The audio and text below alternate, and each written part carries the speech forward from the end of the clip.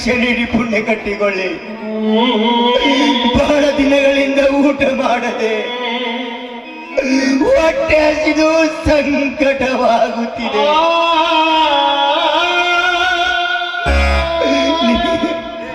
ನಿಮಗೆ ತಮ್ಮಯ್ಯ ಅಂತೀನಿ, ನಿಮ್ಮಲ್ಲಿರುವುದು ಏನಾದರೂ ಹಾಕಿ ಈ ಬಡವನ ಉಸಿರು ಉಳಿಸಿದ್ದಾಯಿ.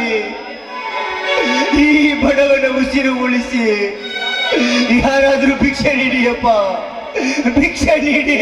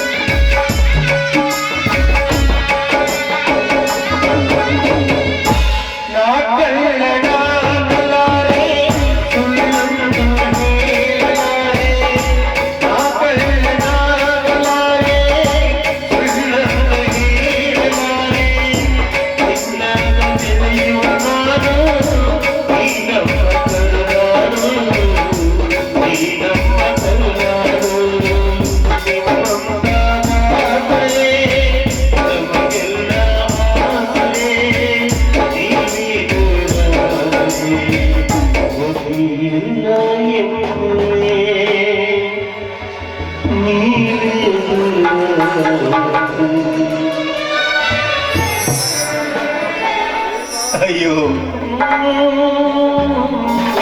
ಅಯ್ಯೋ, ಇದೆಂತ ಕರ್ಮ ಬಂತಪ್ಪ ಈ ನಿನ್ನ ಜೀವನದ.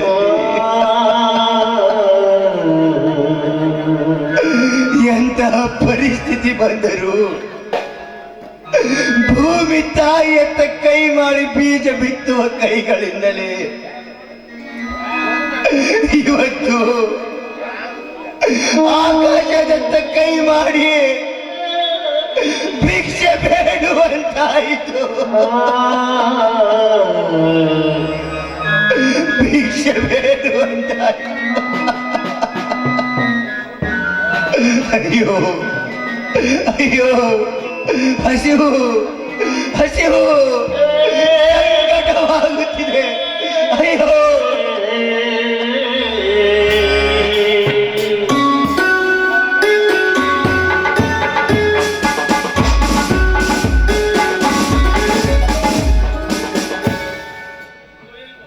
ಪಾಪ, ಯಾರಿವರು ನಡು ರಸ್ತೆಯಲ್ಲಿ ನರಳುತ್ತಾ ಬಿದ್ದಿದ್ರಲ್ಲ,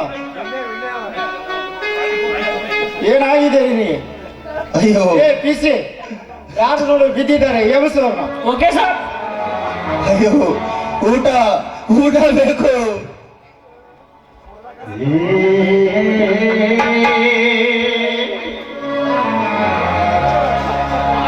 ರಾಮಣ್ಣ, ನೀನಾ?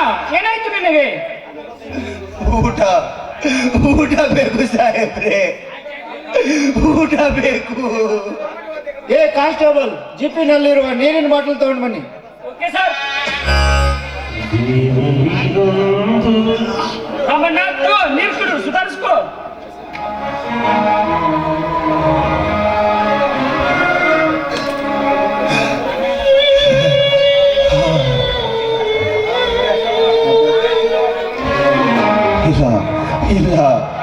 ನನಗಾದ ಅನ್ಯಾಯವನ್ನು ಸೂಕ್ತ ಸಮಯ ಬರೋವರೆಗೂ ನಾನು ಯಾರಿಗೂ ಹೇಳಬಾರ್ದು.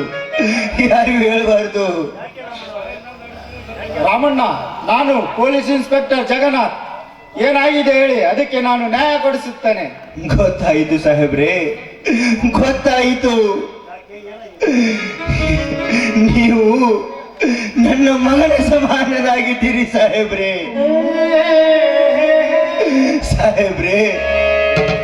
ಇವಾಗ ನಾನು ಎಲ್ಲಿದ್ದೀನಿ, ಹೇಗಿದ್ದೀನಿ ಅಂತ ನನಗೆ ಗೊತ್ತಾಗ್ತಿಲ್ಲ. ನಿಮಗೆ ದಯಮಾಡಿ ಕೇಳ್ಕೊತೀನಿ, ನೀವು ಕಾಲಿಗೆ ಬೀಳ್ತೀನಿ, ನನಗೆ ನಮ್ಮೂರಿಗೆ ಕಳಿಸಿಕೊಡಿ ಸಾಹೇಬ್ರೆ, ಕಳಿಸಿಕೊಡಿ.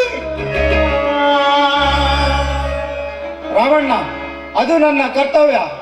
ಕಾನ್ಸ್ಟೇಬಲ್, ಇವನನ್ನು ಕರ್ಕೊಂಡು ನೋಡಿ. ಅಯ್ಯೋ, ಅದ್ಯಾವ ಜನ್ಮದ ಪುಣ್ಯ ಮಾಡಿದ್ದು. ನೀವು ನನಗೆ ದೇವರು ಸಿಕ್ಕ ಹಾಗೆ ಸಿಕ್ಕಿದ್ರಿ ಸಾಹೇಬ್ರೆ, ದೇವರು ಸಿಕ್ಕ ಹಾಗೆ ಸಿಕ್ಕಿದ್ರಿ ಸಾಹೇಬ್ರೆ. ನೀವು ನಿಮ್ಮ ಬೂಟು ಬಿಡುವ ಜಾಗದಲ್ಲಿ ಕೂತು ಬರ್ತೀನಿ. ನನಗೆ ನಮ್ಮೂರಿಗೆ ತಲುಪಿಸ್ಬಿಡಿ ಸಾಹೇಬ್ರೆ, ತಲುಪಿಸ್ಬಿಡಿ. ರಾಮಣ್ಣ ಅಂಜಬೇಡ, ಬಾ ಹೋಗೋಣ. ಏನಾಯ್ತು